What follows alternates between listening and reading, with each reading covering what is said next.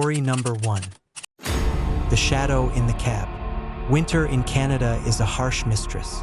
The biting cold, relentless snowstorms, and endless nights create an atmosphere where the line between reality and nightmare blurs. My name is Michael Donovan, and I've spent the majority of my adult life behind the controls of the Trans-Canada Express. A job that has taken me through some of the most remote and unforgiving landscapes this country has to offer. But nothing in my years of service could have prepared me for the night that changed everything. It was December 12, 2010. A night when the forecast had predicted one of the worst snowstorms of the decade. The sky was a perpetual shade of gray, and the winds howled like the spirits of the lost, tearing at the windows of the train as it rumbled through the heart of the Canadian wilderness. I had just taken the evening shift, a routine that usually offered solitude and a chance to clear my mind. However, this night was different. As the train made its way through the vast expanse of Saskatchewan, the landscape outside my window became a blur of white. The snow fell thick and fast, reducing visibility to mere feet. The radio crackled with updates about the storm, urging caution and advising passengers to stay warm and safe. I settled into my seat in the cab, the warmth of the heater a small comfort against the encroaching cold. Around midnight, as the train approached a particularly desolate stretch of track, I noticed something unusual on the monitor. There, in the reflection of the control panel, stood a dark figure at the front of the cab. At first, I thought it was a reflection of a passenger or perhaps a fellow crew member, but a closer look revealed something far more unsettling. The figure was a shadowy presence, devoid of any distinct features, standing motionless and staring directly at me. My heart began to race as I tried to rationalize what I was seeing. Probably just a trick of the light, I muttered to myself, attempting to steady my nerves, but the figure remained, its presence unnerving and inexplicably cold. I leaned forward, scrutinizing the monitor, but the figure did not move or disappear. It was as if it was tethered to the cab, bound by some unseen force. I reached out to adjust the camera angle, hoping to get a clearer view, but my hand trembled uncontrollably. The figure remained steadfast, its silent gaze piercing through the darkness. I felt a chill run down my spine, the temperature in the cab dropping despite the heater's efforts to maintain warmth. The air felt thick, charged with an unspoken tension that made every breath feel heavy and deliberate. As the train continued its journey, the snowstorm showed no signs of relenting. The howling wind battered the windows, and the track ahead seemed to stretch into an endless abyss of white. I glanced at the passengers, their faces pale and drawn, huddled in their seats against the cold. Most were asleep, exhausted by the long journey and the oppressive weather. But a few stayed awake, restless and anxious. The shadow in the cab began to move, subtly shifting its position as if it were aware of my scrutiny. I tried to ignore it, focusing instead on the gauges and controls, ensuring that everything was functioning correctly. But the feeling of being watched was overpowering, a constant presence that gnawed at my sanity. Suddenly, the train lurched violently, throwing me against the seat. The monitor flickered, and the shadow seemed to react, its form distorting like smoke in a breeze. My heart pounded in my chest as I reached for the emergency brake, my fingers trembling with fear. The train screeched to a halt, the wheels clattering against the icy rails. I took a deep breath, trying to calm myself, but the fear was overwhelming. "What the hell is going on?" I whispered, my voice barely audible over the storm. The shadow remained, now standing closer to me, its form more defined yet still impossibly dark and shapeless. I could feel its sorrow and pain, an emotion that was both foreign and deeply human. Desperate for answers, I opened the door to the cab, the cold air rushing in and causing me to shiver uncontrollably. The storm outside was relentless, the snow swirling in a chaotic dance that obscured everything beyond a few feet. I looked out into the blinding white, but there was nothing, no sign of the shadow, no footprints, nothing but the endless snow and darkness. As I closed the door, the shadow reappeared, now leaning against the window, his eyes fixed on mine. "Don't go!" A voice echoed in my mind, soft and ethereal, yet filled with an undeniable anguish. "Stay with us." I staggered back, my mind reeling with the possibility of the supernatural. "Who are you?" I demanded, my voice cracking with fear. "What do you want from me?" The shadow moved closer, the temperature dropping even further, the air thick with sorrow. "We never made it out." The voice continued, its tone pleading. "We are lost, trapped by the storm. Help us find peace." Tears welled up in my eyes as I felt an overwhelming sense of empathy for these lost souls. "How can I help you?" I asked, my voice barely above a whisper. The shadow began to fade, its form dissolving into the darkness as quickly as it had appeared. "Remember us?" The voice echoed one last time, a haunting refrain that lingered in the cold air. "Don't let us be forgotten." With the shadow gone, the storm outside began to ease, the howling winds giving way to a soft, gentle snowfall. The temperature in the cab slowly returned to normal, the oppressive chill lifting as if a heavy burden had been lifted from my shoulders. I sat there, trembling, trying to process what had just happened. The train resumed its journey, the monitors now clear of any strange figures. The rest of the night passed without incident, the storm finally subsiding and the sky beginning to lighten with the first hints of dawn. As the train pulled into the station, I glanced around, noticing that no one seemed aware of the strange occurrences in the cab. The passengers disembarked, leaving me alone with my thoughts and the lingering memory of the shadow that had haunted me through the night. In the days that followed, I couldn't shake the feeling that something had changed within me. The encounter with the shadow had left an indelible mark on my soul, a reminder of the thin veil that separates our world from the unknown. I delved into research, uncovering more about the tragic accident that had occurred years before, where a similar storm had trapped a convoy of trains in the Ural Tunnel, claiming countless lives.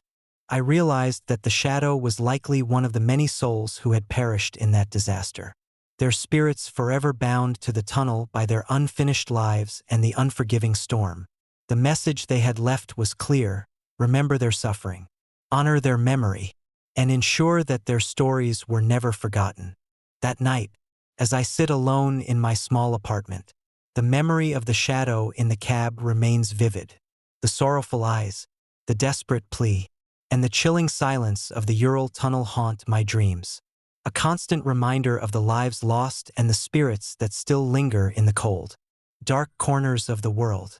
Sometimes, when the wind howls just right and the snow blankets the earth in silence, I swear I can hear their whispers carried by the breeze. A haunting echo of the night I encountered the shadow in the cab and helped restless souls find their way to peace. Story number 2. The lost train car in the middle of the night. Winter in the Italian Alps is a time of breathtaking beauty and unforgiving isolation. The snow-covered peaks glisten under the pale moonlight, casting long shadows across the desolate landscape. My name is Alessandro Rossi, and I've always been fascinated by the mysteries that lie hidden in these mountains. As a railway historian, I've dedicated my life to uncovering the forgotten tales of the tracks that crisscross this formidable terrain. But nothing could have prepared me for the story I was about to encounter. A tale of disappearance, haunting echoes, and a warning etched in ice. It was a chilly December evening in 2021 when I received an old journal from a distant relative who had been a maintenance worker for the Ferrovie dello Stato Italiana in the early 20th century. The journal belonged to my great-uncle, Giovanni Rossi, who had tragically disappeared in 1921 while working on the northern routes through the Ural Mountains. The entries were sparse, filled with technical notes and occasional musings about the harsh winters and the solitude of the job. But one entry stood out, a frantic scrawl detailing the last moments before the disappearance of train number 47. According to Giovanni's notes, train number 47 was scheduled to traverse a particularly treacherous section of the Ural Tunnel during a severe snowstorm. The storm was relentless, with winds howling like the spirits of the lost and snow piling up faster than anyone could clear. Giovanni wrote about the eerie silence that enveloped the train as it entered the tunnel. A silence so profound it seemed to swallow the very sound of the storm outside. As the hours dragged on, the entries became more disjointed, filled with descriptions of ghostly apparitions and whispers that echoed through the corridors of the train. Giovanni mentioned hearing the cries of a woman, a haunting melody that sent shivers down his spine. The last entry was a desperate plea, "Don't go further." Intrigued and unsettled, I delved deeper into the history of train number 47. Local legends spoke of a tragic accident in 1921 when a blizzard had caused a massive derailment, burying several cars deep within the snow.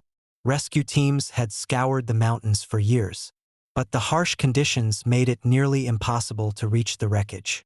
It wasn't until decades later that a team of modern-day explorers unearthed an old, rusted train car buried under meters of snow, hundreds of kilometers off the original route.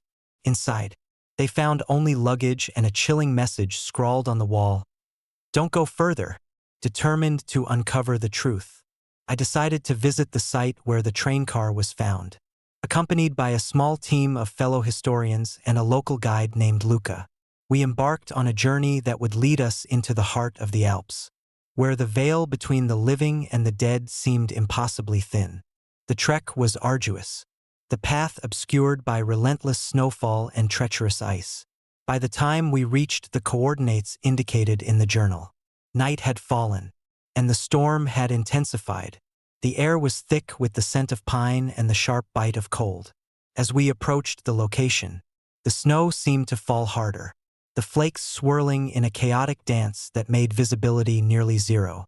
Finally, through the blinding white, we spotted the remains of train number 47.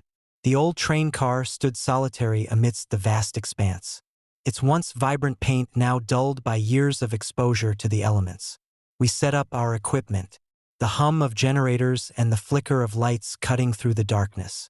As we began to document the site, the temperature seemed to drop even further, a chill that seeped into our bones. Luca, our guide, shared local tales of the haunted tunnel, stories of lost souls wandering the tracks, forever trapped by the unforgiving winter. His voice trembled as he recounted the legend of the woman whose cries still echoed through the mountains, a restless spirit unable to find peace. Night deepened, and we decided to venture inside the old train car.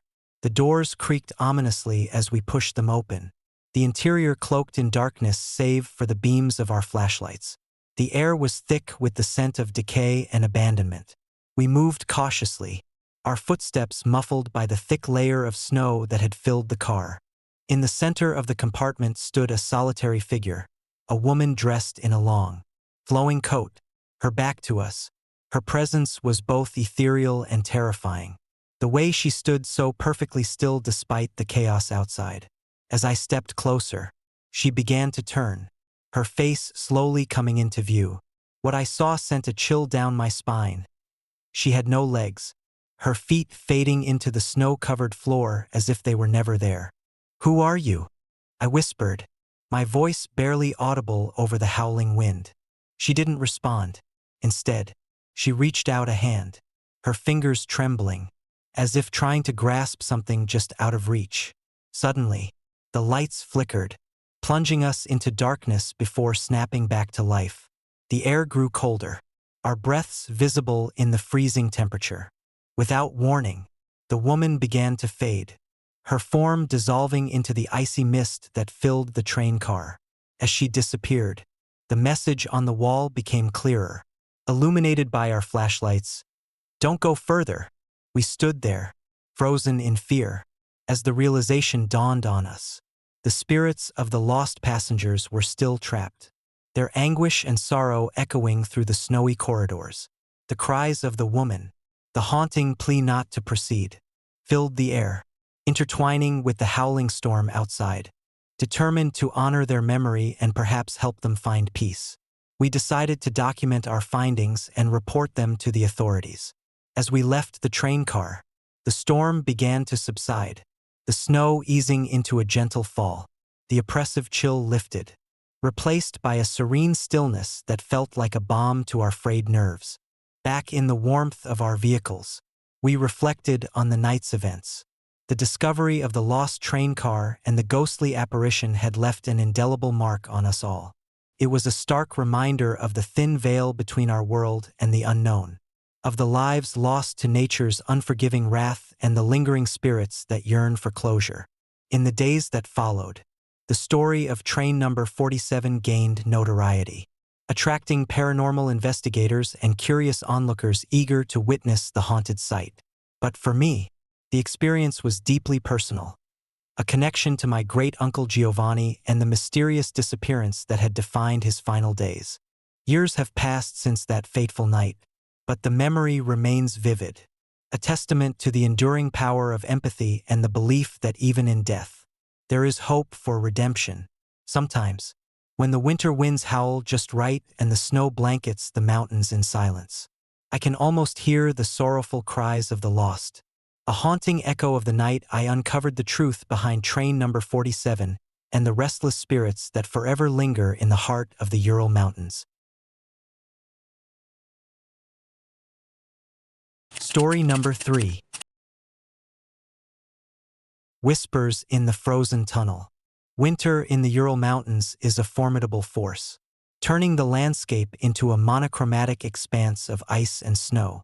My name is Dmitry Ivanov, a seasoned engineer with the Russian railways, tasked with maintaining the aging infrastructure that snakes through these unforgiving terrains. That December night, however, would challenge everything I believed about the boundary between the living and the dead. I had been assigned to oversee the maintenance of the newly repaired Tunnel Number 7, a critical artery for the railway that connects Moscow to the remote regions of the Urals. The tunnel, a marvel of engineering, was notorious not just for its length but for the legends that shrouded it. Locals whispered about the tragic collapse in 1985, when a severe snowstorm had trapped dozens of workers inside, leaving their spirits to wander the icy corridors ever since. As the clock struck midnight, the train departed Moscow, its headlights piercing the darkness as it embarked on its journey through the heart of the mountains. The rhythmic clatter of the wheels against the tracks was a comforting constant, a stark contrast to the biting cold outside. Passengers settled into their seats, oblivious to the history that lay ahead.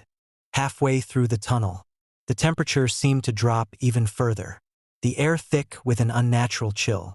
The lights inside the carriage flickered intermittently, casting long, wavering shadows that danced along the walls. It was then that I first heard it, a faint, sorrowful cry that echoed through the narrow passageways. At first, I dismissed it as the wind finding its way through the cracks, a remnant of the storm that had passed days earlier. But as the minutes dragged on, the cries grew louder, more distinct, filling the carriage with an overwhelming sense of melancholy. Passengers exchanged uneasy glances, some clutching their seats tighter, while others tried to ignore the haunting sounds. I glanced around, noticing that the other engineers were similarly perturbed, their faces etched with concern. "Is anyone else hearing that?" I asked, my voice barely above a whisper.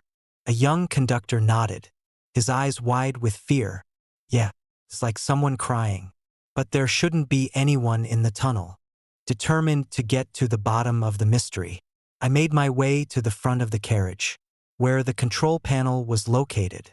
The cries continued, now interspersed with what sounded like footsteps, heavy, deliberate steps that resonated through the frozen tunnel.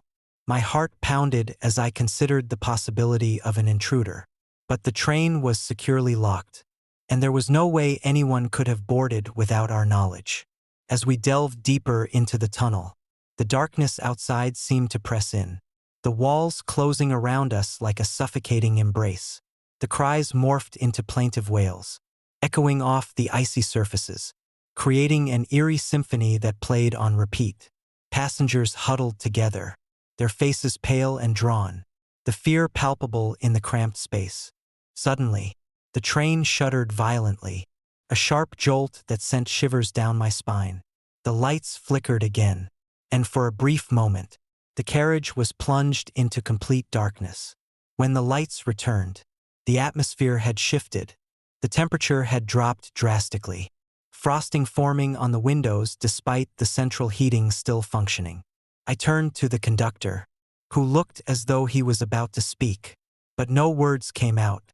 Instead, a chilling silence enveloped the carriage, broken only by the distant cries that seemed to come from all directions. I felt a presence, an intangible force that watched us from the shadows, its sorrow weighing heavily on my soul. "What's happening?" I demanded, my voice trembling. The conductor shook his head, unable to respond. I reached out, placing a hand on his shoulder, but it was cold, unnaturally cold, as if touched by ice. Panic surged through me as the realization dawned. We were not alone in the tunnel. The spirits of those lost in the 1985 collapse were still here, their anguish echoing through the frozen corridors, determined to protect the passengers and find a way to appease the restless souls. I sprang into action. "We need to stop the train and see if there's any way to communicate with them," I instructed, trying to steady my voice. The conductor nodded slowly, and I moved to the control panel, my fingers fumbling over the buttons as I attempted to slow the train. The cries intensified, now mingling with the sound of icy drafts and the subtle creaking of the tunnel. It felt as though the very walls were closing in, the spirits reaching out for something they could no longer attain. Finally, with a deep breath, I managed to reduce the train's speed, bringing it to a halt in the heart of the tunnel. The silence that followed was deafening, the only sound the faint dripping of water from the tunnel ceiling. I stood there, staring into the darkness, feeling the weight of countless sorrows pressing down on me. Then, amidst the oppressive stillness, a single figure materialized at the end of the carriage, a woman in a tattered coat, her eyes hollow and filled with an unending sorrow. She floated towards us, her form wavering like mist, leaving trails of frost in her wake. The passengers watched in silent horror as she reached out, her hands passing through the walls and into our hearts. "I cannot rest," she whispered, her voice a haunting melody of pain and despair. "Help us find peace." Tears welled up in my eyes as I felt her anguish, the longing for release that bound her spirit to this forsaken tunnel. "We'll help you," I promised, my voice breaking. "Tell us what we need to do." The woman paused, her gaze lingering on each of us, the weight of her plea heavy in the air. "Remember us," she said softly. "Share our story. Let our suffering not be forgotten." With those final words, she began to fade, her form dissolving into the icy mist that filled the tunnel. The temperature rose once more, the oppressive chill lifting as her presence departed. The cries ceased, replaced by a profound silence that felt like a balm to our weary souls. As the train resumed its journey, the atmosphere had transformed. The lingering sorrow had dissipated, replaced by a sense of peace and closure.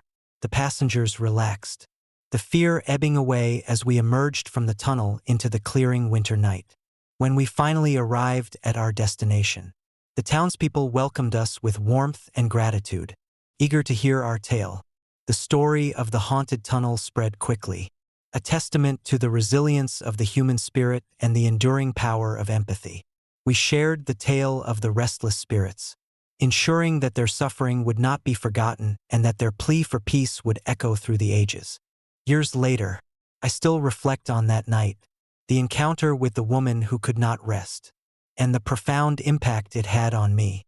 It taught me that some places hold secrets too deep to be uncovered, and that the echoes of the past can resonate through time, seeking understanding and compassion. But sometimes, on the coldest nights of December, when the wind howls just right and the snow blankets the world in silence, I catch a faint whisper carried by the breeze, a haunting reminder of the night I listened to the cries in the frozen tunnel and helped restless souls find their way to peace. Story number 4. The Woman Without Legs at the Station. Winter in Germany can be both mesmerizing and unforgiving. The snow-covered landscapes and silent nights create an atmosphere that feels both peaceful and haunting. My name is Marcus Fisher, and what was supposed to be a routine night shift as a ticket inspector turned into an experience that still chills me to this day. It was December 15th, 2015, a particularly harsh winter night. I was assigned to the last train running from Berlin to Munich, passing through the remote Ural Tunnel, a stretch of railway known for its treacherous weather and eerie legends. The Ural Mountains, cloaked in snow, seemed to stretch endlessly, their peaks disappearing into the clouds. The journey was long, but the rhythmic clatter of the train provided a soothing backdrop as I made my way through the carriages, ensuring everything was in order. As the train approached the final stretch before entering the Ural Tunnel, the temperature outside dropped sharply. The sky was overcast, and a fierce snowstorm began to rage, making visibility nearly impossible. The train's headlights pierced through the blinding white, illuminating nothing but endless snowdrifts and the dark silhouettes of barren trees. Around midnight, just as we were about to enter the tunnel, I noticed a solitary figure standing on the platform of an abandoned station. The station, known as Red Oak, had been out of service for years after a tragic accident in 1990. The locals often spoke of ghostly apparitions and unexplained phenomena there, but I had always dismissed these stories as mere folklore. The figure was a woman dressed in a long, black coat, her presence stark against the white snow. She stood motionless, staring directly at the train with hollow, sorrowful eyes.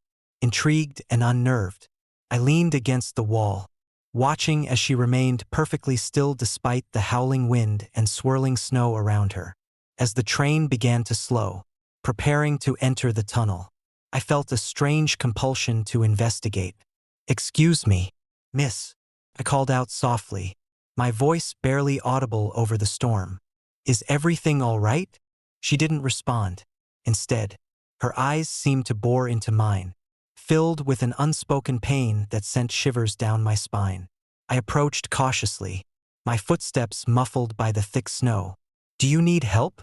I asked again, but there was no answer, only the relentless sound of the storm. Before I could take another step, the train began to move, pulling away from the station with a jolt. I turned to watch her disappear into the swirling snow, but to my horror, she seemed to vanish into thin air. My heart pounded as I realized there were no footprints leading to or from her, just the untouched snow covering the ground. Shaken, I returned to my duties, but the image of the woman lingered in my mind. The rest of the journey felt surreal, the storm outside intensifying as we plunged deeper into the tunnel. The train rattled through the darkness, the only light coming from the dimly lit interior and the occasional flash of lightning illuminating the tunnel walls. When we finally emerged from the tunnel, the storm had abated, leaving behind a serene stillness. Exhausted, I made my way back to the ticket booth, my mind replaying the eerie encounter over and over. As I packed up my things, I decided to take one last look around the now deserted station. To my astonishment, there she was again, the woman in the black coat, standing silently on the platform. But this time, something was different. Her legs were missing, leaving her standing unnaturally upright, the snow beneath her feet undisturbed and pristine. Panic surged through me as I took a step back, unable to comprehend what I was seeing. "Please, leave me alone," she whispered, her voice a haunting echo that seemed to resonate within my very soul. "Don't forget us." Before I could respond, she began to fade, her form dissolving into the snowflakes that danced around her. The temperature in the station plummeted, frost forming on the windows despite the warmth of the train. I stood there, frozen in fear, as the woman vanished completely, leaving behind only the remnants of her sorrowful presence. The next morning, I sought out the local authorities to report the strange occurrence. They listened with a mixture of skepticism and concern. But the truth was undeniable. The woman without legs had been there, and her disappearance left no trace. Further investigation revealed the tragic history of Red Oak Station, where a severe snowstorm had caused a catastrophic derailment in 1990, claiming the lives of dozens of workers and passengers. The station had been abandoned ever since, its ruins a memorial to the lives lost and the restless spirits that were said to haunt the area. Determined to understand what I had witnessed, I delved deeper into the stories surrounding Red Oak Station. Locals shared tales of apparitions seen by other travelers, of whispers carried by the wind, and of an eternal sorrow that lingered in the frozen air. It became clear that the woman I had encountered was one of the lost souls, trapped in a perpetual loop of pain and longing, unable to find peace after the tragedy. The experience left me forever changed, a reminder of the thin veil that separates our world from the unknown. I often find myself reflecting on that night, the sorrow in her eyes, and the desperate plea that echoed in my mind. It taught me that some places hold secrets too dark to be forgotten, and that empathy and understanding can bridge the gap between the living and the dead. But sometimes, on the coldest nights of December, when the wind howls just right and the snow blankets the world in silence, I catch a faint echo of her whispers carried by the breeze, a haunting reminder of the night I met the woman without legs at the deserted station and the enduring presence of those who never found their way home. Story number 5. The Silent Passenger. Winter in Poland can be unforgiving. The biting cold seeps into every crevice, turning breath into fleeting ghosts that vanish almost as quickly as they form. My name is Tomasz Kowalski, and I work as a ticket inspector for the National Railway. It was a night like any other, except it wasn't. It was December 15th, 2015. A particularly harsh winter night. The forecast had predicted a severe snowstorm, but I was already en route on the last train of the day. Heading from Warsaw to Krakow, the train was nearly empty, the rhythmic clatter of the tracks my only companion as I made my way through the carriages, ensuring everything was in order before settling into my routine evening duties. The last carriage was a small, seldom used compartment, primarily reserved for late-night travelers and occasional maintenance staff. As I approached, the automatic doors slid open with a soft whoosh, revealing an empty space bathed in the dim glow of overhead lights. I stepped inside, the warmth from the central heating a stark contrast to the frigid air outside. As I settled into my seat, a chill ran down my spine, not from the cold, but from an inexplicable sense of unease. The carriage was silent, save for the occasional groan of the train negotiating a particularly steep incline. I glanced around, confirming that the seats were indeed empty. It was then that I noticed him, a man seated alone in the far corner, clad in a long, black overcoat that seemed out of place in the sterile environment of the train. He was hunched over, his head bowed as if engrossed in a silent prayer or deep contemplation. I approached him cautiously, not wanting to intrude. "Good evening," I greeted, my voice cutting through the stillness. He looked up abruptly, his eyes meeting mine. They were an unnerving shade of gray, almost black, devoid of any warmth or humanity. There was something unsettling about his presence, something that made the hairs on the back of my neck stand on end. "Evening," he replied, his voice soft and hollow, carrying a strange echo that seemed to linger in the air. I extended my hand. "I'm Tomasz, the ticket inspector. Did you receive a ticket?" He shook his head slowly, his expression unchanged. "I didn't need one tonight." I frowned, puzzled. "Every passenger needs a ticket. May I see yours?" He remained silent, continuing to stare at me with those empty eyes.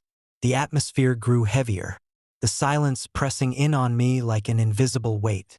I decided to leave it at that, assuming he might have been lost or confused. "All right then. If you need anything, feel free to let me know." As I turned to leave, the train lurched suddenly, a violent jolt that made the man flinch. The lights flickered momentarily, casting eerie shadows across the compartment. I glanced back, expecting to see him return to his previous position. But he was gone. In his place, the seat was empty, untouched by anyone else. A chill swept through the carriage, colder than the winter outside. I rubbed my arms, trying to shake off the feeling of dread that had settled over me. Dismissing it as fatigue from the long shift, I continued my duties, inspecting the remaining seats and ensuring everything was in order.